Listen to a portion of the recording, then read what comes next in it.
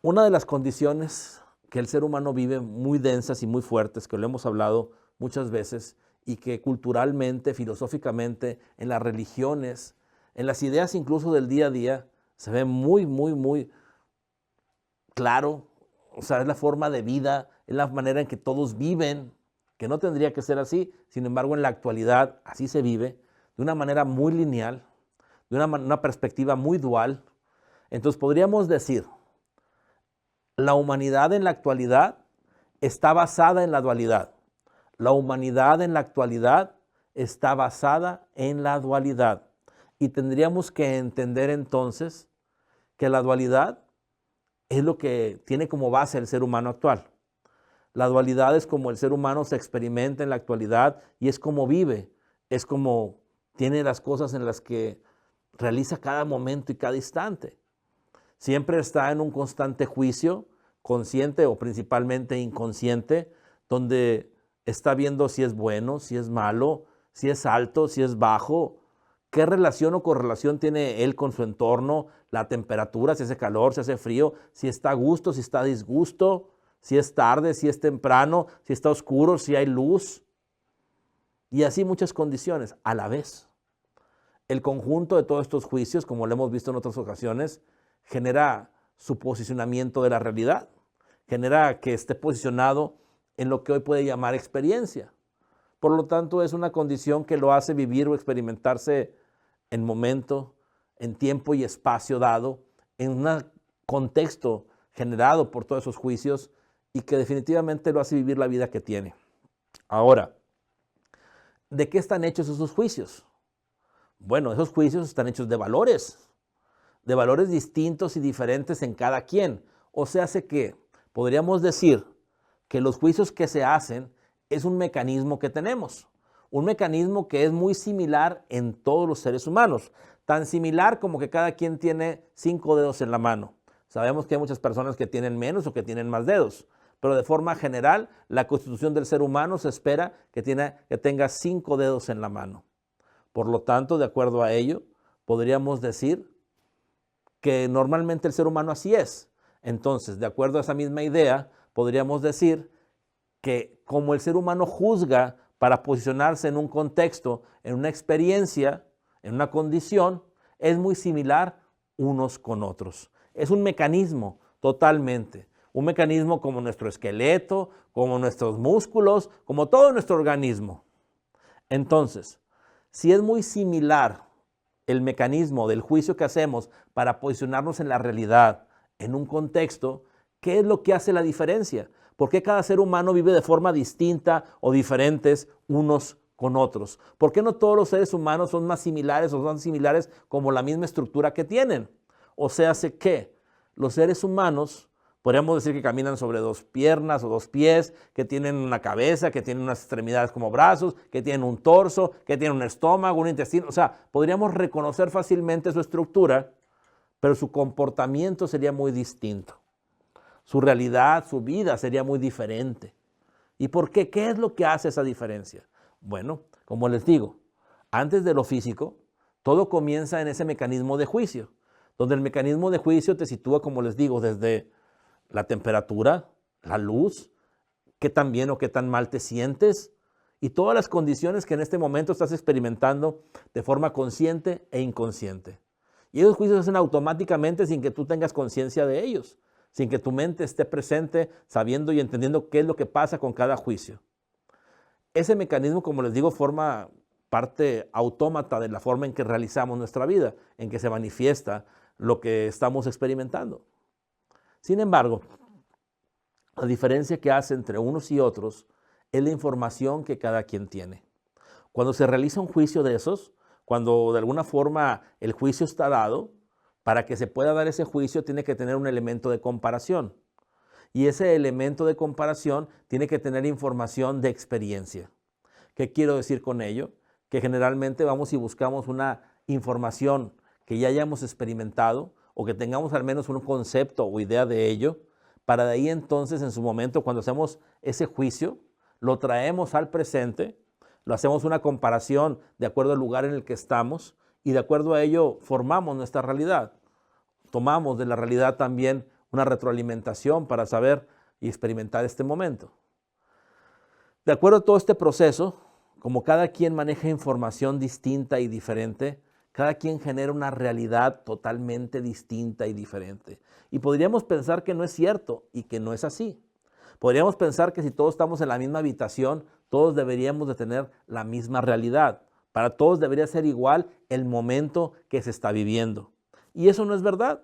Simplemente, los ojos de cada quien no ocupan el mismo lugar. Por lo tanto, la perspectiva que se tiene de las cosas es totalmente distinta y diferente. Unos están viendo la parte de la derecha, la parte de la izquierda, de arriba, de abajo, de atrás o del medio de los objetos que los rodean. No todos están viendo las mismas partes de los objetos. No solo aún, no todo el mundo le pone atención a las cosas que están en su entorno o a las pláticas, a las personas. Hay cosas que te llaman más la atención de una forma, otros de otra, y no todos están viviendo entonces la misma realidad. La manera en que los juicios se dan del bienestar o no, hay quien le gusta el frío, hay quien le gusta el calor, quien le molesta el aire, quien quiere aire porque se está sofocando. Entonces, cada quien, de acuerdo a todo ello, va generando perspectivas muy distintas y diferentes, aunque estén en la misma habitación, en el mismo momento. Y ahí es cuando entonces vamos entendiendo que la vida que estamos viviendo no es como la percibimos. Yo sé que este tema en otros momentos se ha hablado de ello, pero es muy importante entenderlo porque aunque he hablado de ello, no siento que se haya llegado al entendimiento profundo necesario para que entonces el despertar se dé de acuerdo a esta idea. Es muy importante entonces entender lo que esta idea nos da, lo que esta idea nos comparte. Vamos viviendo la vida pensando y creyendo que todos tenemos la misma perspectiva. Vamos creyendo y pensando que por estar en la misma habitación, todos tenemos que ver la vida de la misma forma y la misma manera. Ahora, si no queremos llamar habitación, vamos a poder decir en el mundo. En el mundo creemos y pensamos que todos al vivir en una misma ciudad, en un mismo lugar, o, como les digo, hasta en una misma casa o habitación, tenemos que vivir igual. Y empezamos a discutir unos con otros, a tratar de que los demás vean nuestro punto de vista como verdad para ellos, o incluso los demás a nuestro alrededor nos empiezan a jalar para sus puntos de vista, para sus perspectivas, exigiéndonos muchas veces que lo que ellos ven es lo correcto, que tenemos que ver la vida como ellos nos proponen, porque no puede ser de otra forma o de otra manera, porque así debe de ser. Y realmente no es así. Son las condiciones que nosotros pensamos y creemos que deben de ser, pero realmente no es así. Y eso lo tenemos que cada vez entender más, tener mayor claridad al respecto de ello y poder entonces respetar la perspectiva de cada quien y hacer respetar la nuestra. Es muy importante entender la diferencia entre lo que la vida es y lo que entonces nosotros estamos viviendo de ella. Como les digo, la mayoría de las personas viven pensando y creyendo que viven la vida como es, la vida que es. Y peor aún, viven pensando y creyendo que los demás viven la vida que ellos ven como ellos la ven. Y no es así. No se acerca muchas veces ni poquito a ello. Ha habido experimentos donde, por ejemplo, en un accidente o se genera un accidente aparente y se le pregunta a los testigos, a la gente que vio el accidente, qué carro era, quiénes eran, qué había pasado. Y muchas veces la gente dice es un carro negro, es un carro blanco, es un carro azul, era un carro grande, un carro pequeño, se fue por este lado, se fue por el otro. Y si había 50 testigos, tienes más de 20 o 30 diferentes historias, con diferentes colores de carros, tamaños de carros, hasta cantidad de personas o vehículos incluidos en ese accidente. ¿Qué quiero decir con todo ello? Que cada quien ve una vida, que cada quien ve una perspectiva distinta y diferente de acuerdo a los juicios, al mecanismo de juicio que hace para entonces situarse en un contexto. Podría profundizar más en el funcionamiento de este juicio y en el entendimiento de cómo funciona la manifestación, cómo funciona la realización de lo que en este momento estamos experimentando. Pero para mí lo más importante en este momento es que quede muy claro que ya no podemos seguir viviendo, pensando y creyendo que los demás tienen la misma perspectiva que nosotros. Que los demás están viviendo la realidad y que nosotros no, o que nosotros sí, y que los tenemos que exigir a los demás que también así lo hagan. No podemos seguir haciendo eso porque eso no funciona. Esa es la base de muchas discrepancias en la humanidad. Esa es la base de muchos pleitos, guerras, violencia, de muchas condiciones de no ponerse de acuerdo. ¿Por qué? Porque hay una falta de respeto. Una falta de respeto de nosotros hacia los demás y de los demás hacia nosotros. Y no solo una falta de respeto, una exigencia significativa que nosotros le hacemos a los demás y más a la gente que tiene confianza o que tenemos confianza con ellos, como nuestros hijos, nuestros hermanos, nuestros padres, nuestros familiares, nuestras personas con las que trabajamos. Les exigimos más que vean la vida como nosotros la vemos, o incluso ellos exigen también que veamos la vida como ellos la están viendo. ¿Cuántas veces por esas diferencias, como les digo, la gente no ha perdido la cordura al punto que la cárcel está lleno de todos ellos? ¿Quién tiene la razón a final del día? ¿Quién vive la verdad a final del día? Bueno, mientras el ser humano perciba la vida con esos juicios tan duros que les genera el contexto que cada quien vive, podríamos decir que todos tienen la razón o que ninguno tiene la razón. ¿Por qué? Porque bueno, eso es lo mismo. Cada quien va a ver y percibir de acuerdo al contexto que se forme con la información que tiene. Por lo tanto, la información que cada quien tiene es distinta y diferente entre unos y otros. Desde la información, el interés, la focalización, lo que te importa en este momento, en lo que te interesa, lo que te llama la atención. Todo eso hace tantas diferencias que se exponencian significativamente las posibilidades, al punto que cada uno de nosotros representamos N cantidad de posibilidades infinitas, al punto entonces que cada quien tiene una realidad por sí mismo, una realidad de cada quien. En ciertos puntos y en ciertos momentos tenemos incidencias pequeñas con los demás. Y esas incidencias pequeñas con los demás de similitudes, no de igualdades, y eso es bien importante recalcar, de similitudes, no de igualdades, hacen que podamos convivir con los demás. Podamos tener una congruencia en un sentido de grupo o de lo que estamos realizando. Por eso generalmente para que una familia funcione, un grupo funcione, se buscan alimentar esas similitudes. Se buscan que en aquello que podamos coincidir, coincidamos más similarmente. O sea que aunque haya diferencias, las diferencias no sean tan significativas, sino que sean lo más similar posible. Y es como se forman los grupos de personas. La gente con la que más te sientes a gusto es porque tienes ciertas afinidades en ciertas condiciones de cómo tú ves las cosas. Y cuando incluso te molestas con ellos es porque hay esas diferencias en otros puntos que a lo mejor no hay las mismas similitudes y las mismas coincidencias al punto que pueden hasta discutir y romper una amistad. Lo hemos dicho otras veces, si tú quieres tener más amigos o que tu grupo de amigos crezca o que el grupo de alguien o una persona sea más fuerte ese vínculo de amistad, lo que tienes que hacer es cultivar condiciones similares. Encontrar los puntos de coincidencia, de existencia o de realidad, donde se alimenten uno a otro y las similitudes les permitan fortalecer esos vínculos de amistad o de convivencia. Al igual, si encuentras grupos de personas que puedan coincidir contigo en aquello que te interesa y te importa, en aquello que ves similar en el mundo y que ellos también así lo ven como tú, es cuando entonces puedes tener un grupo mayor de gente que te sientes a gusto con ellos y que ellos se sienten a gusto contigo. Entonces, ya no podemos seguir pensando y creyendo que la vida la vivimos todos igual, que es la misma vida para todos, o incluso que realmente estamos percibiendo la vida como es. No, estamos percibiendo la vida de acuerdo a la capacidad que cada quien tiene de juzgarla. Voy a decir otra palabra que yo creo que va a dar mayor claridad. Estamos viviendo la vida a la capacidad que cada quien tiene de identificarla. O sea, como cada quien puede identificar las condiciones o cosas que la vida nos está dando y de acuerdo a ello, cada quien lo vive como lo ve, no como es. Y es un punto que ha sido muy difícil que entiendan, pero es muy importante que lo hagan, porque así es.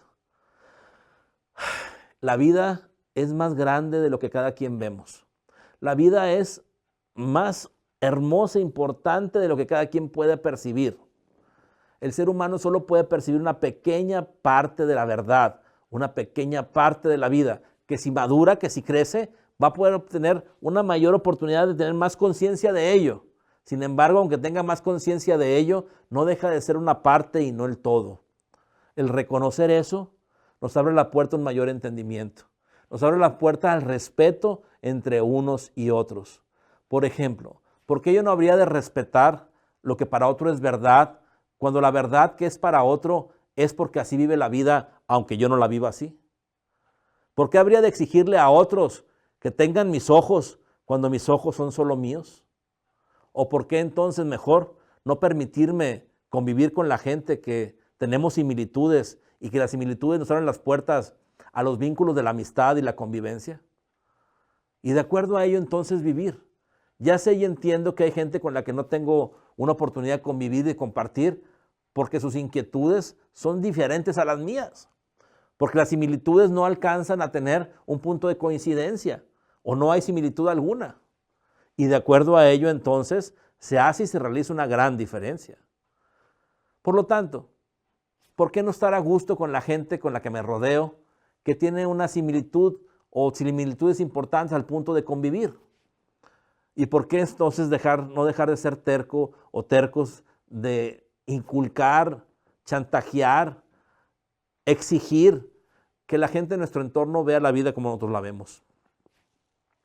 No nos queda más que compartir.